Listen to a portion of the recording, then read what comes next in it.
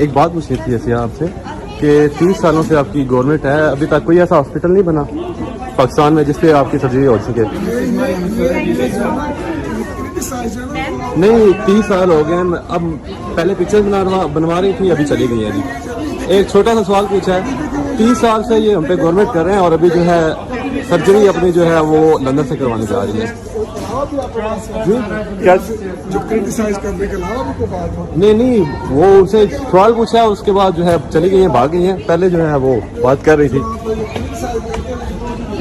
30 साल से रंजीत सिंह के बाद इन्होंने सबसे ज्यादा हम पे हुकूमत किया है और अपनी सर्जरी करवाने के लिए लंदन जा रही है।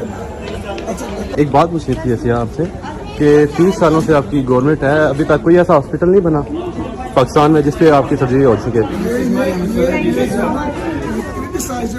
नहीं, 30 साल हो गए हैं। अब पहले पिक्चर बनवा रही थी, अभी चली गई है जी।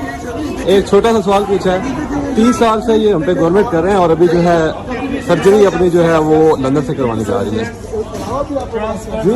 क्या जो क्रिटिसाइज करने के अलावा भी कोई बात हो? नहीं, वो उनसे सवाल पूछा, उसके बाद जो है चली गई है, भाग गई है। पहले जो है वो बात कर रही थी। 30 साल से रंजीत सिंह के बाद इन्होंने सबसे ज्यादा हम पे हुकूमत किया है और अपनी सर्जरी करवाने के लिए लंदन जा रही है।